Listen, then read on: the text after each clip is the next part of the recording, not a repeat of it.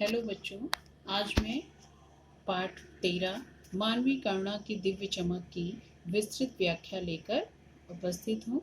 तो देखते हैं सर्वेश्वर दयाल सक्सेना जी ने मानवीय करुणा की दिव्य चमक में किस पहलू पर प्रकाश डाला है। मानवीय करुणा की दिव्य चमक फादर कामिल बुल्के जी के विषय में, उनके व्यक्तित्व के विषय में लेखक ने प्रकाश डाला है, क्योंकि फादर कामिल बुल्के से लेखक के अंतरंग संबंध थे और यहाँ तक कि उन्होंने अपने बच्चे के अन्नप्राशन में भी उनको आमंत्रित किया था और उनके आशीषों से आज भी वो अभिभूत महसूस करते थे, आज तक अभिभूत महसूस करते रहे। अब देखते हैं फादर कामिल बुल्के मानवीय करुणा की विशेषताओं से जो परिपूर्ण थे, उसकी दिव्य चमक आज भी हमारे साहित्य क्षेत्र में विद्यमान है। तो फादर कामिल बुल्के कौन थे? फादर कामिल बुल्के एक मिशनरीज थे जिनका जन्म 1 सितंबर 1909 में हुआ था। इनके माता और पिता का नाम अडोल्फ बुल्के और माता का नाम मारिया बुल्के था। ये तुलसीदास और वाल्मीकि जी के भक्त थे। शिक्षा एवं साहित्य में इनको 1974 में पद्म भूषण का सम्मान भी मिला था और इनकी प्रसिद्धि के कारण भी यही था कि वो एक विदेशी होने के कारण हिंदी संस्कृत में महारत हासिल करते हुए तुलसीदास की राम कथा पर उन्होंने शोध कार्य भी किया।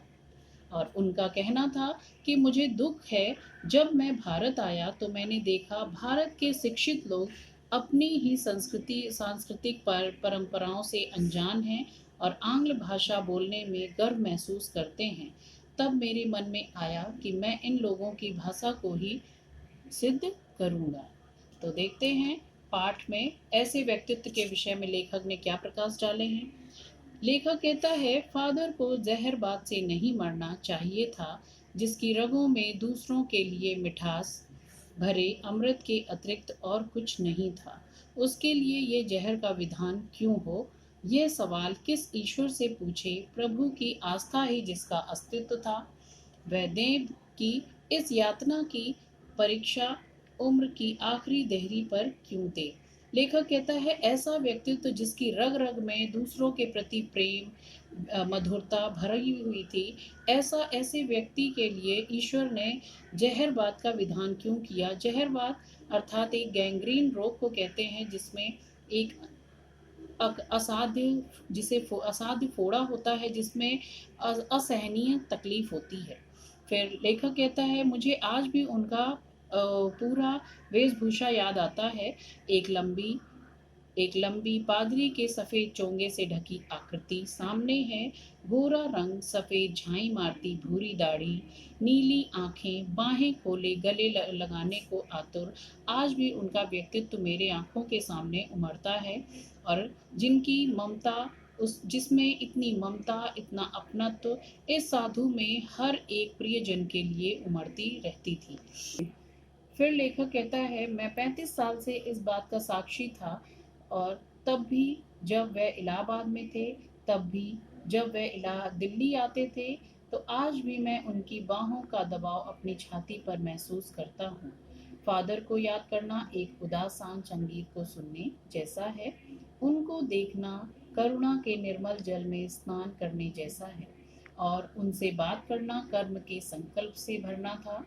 मुझे फिर लेखक कहता है, मुझे परिमल के वे दिन याद आते हैं। परिमल से तात्पर्य है एक ऐसी संस्था जहाँ पर नए कलाकार अपनी रचनाओं को, कविताओं को लिख करके बेबाक होकर अपनी बातों को रखते थे और जिसमें गंभीर बहस हुआ करती थी, ऐसी वो संस्था थी। तो लेखक उसी को याद करके कहता है, उस परिमल के दिनों में हम सब पारिवारिक रिश्ते में बंधे थे, जिसमें बड़े फादर बुल्के थे। हमारे हंसी मजाक में निर्लिप्त शामिल होते थे, हमारी गोष्ठियों में गंभीर बहस करते, रचनाओं पर बेबाक राय और सुझाव देते। हमारे घरों के किसी भी उत्सव और संस्कार में वे एक बड़े भाई और पुरोहित के समान खड़े होकर अपने आशीषों से हम सभी को भर देते थे। फिर लेखक कहता है, मुझे अपना बच्चा और फादर का उसके मुख में पहली बार अन्न डालना भी याद आता है। और नीली आंखों की चमक में तैरता उनका वात्सल्य ऐसा प्रतीत होता है जैसे किसी ऊंचाई पर देवदारों की छाया में मैं खड़ा हूँ। अर्थात उनका व्यक्तित्व ऐसा था कि सभी को देवदारू के वृक्ष की छाया के समान शीतलता प्राप्त होती थी। फिर कहते हैं, कहाँ से शुरू करें। इलाहाबाद की सड़कों पर फादर की साइकिल चलती दिख रही है। वह हमारे पास आकर रुकती है, मुस्कुराते हुए उतरते हैं। देखिए देखिए, मैंने उसे पढ़ लिया और मैं कहना चाहता हूँ कि मैंने उनको क्रोध करते कभी नहीं देखा। आवेश में तो देखा, मगर ममता और प्यार से लबालब छलकता उन्हें महसूस किया। अक्सर उन्हें देखकर लगता कि बेल्जियम में इंजीनियरिंग के अंतिम समय में उनके मन में ऐसा क्या आया कि उन्होंने इंजीनियरिंग छोड़कर सन्यासी लेने की इच्छा आ गई उनके हृदय में, जबकि उनका भरा पूरा परिवार था, 2 भाई, 1 बहन और माता पिता। एक बार उनसे पूछे जाने पर पूछा गया कि आपको अपने देश की याद आती है, तो वो बोले कि हाँ, मुझे याद आती है, परंतु मेरा देश भारत है, लेकिन मेरी जन्मभूमि रैम्स चैपल बहुत सुंदर है और मुझे अपने माँ की भी बहुत याद आती है। फिर अक्सर माँ की स्मृतियों में भी उन्हें डूबा देखा गया है। उनकी माँ की चिट्ठियाँ अक्सर उनके पास आती थीं, जिसे वो अपने अभिन्न मित्र डॉक्टर रघुवंश जी को दिखाते थे। पिता और भाई से उन्हें लगाव नहीं था, क्योंकि पिता एक व्यवसायी थे, एक भाई पादरी था, दूसरा भाई काम करता था और उसका अपना परिवार था। बहन सख्त और जिद्दी स्वभाव की थी, जिसके जिद के कारण उसकी शादी की चिंता में फादर जी को अक्सर देखा गया था और वे भारत आने के बाद 2 से 3 बार ही भारत से बेल्जियम अपने परिवार से मिलने गए। लेकिन मैं तो सन्यासी हूँ, यह आप सब छोड़कर क्यों चले आए? ऐसा पूछे जाने पर उन्होंने बड़ी ही सरलता से, बच्चों की सरलता से कहा, प्रभु की इच्छा थी। और फिर कहते हैं, मेरी माँ ने तो बचपन में ही घोषित कर दिया था कि बच्चा हाथ से गया। सचमुच इंजीनियरिंग के अंतिम वर्ष की पढ़ाई को छोड़कर बुल्के जी ने सन्यासी होने पर धर्मगुरु के पास गए और कहा, मैं सन्यास लेना चाहता हूँ, परंतु एक शर्त है, मैं भारत ही जाऊंगा।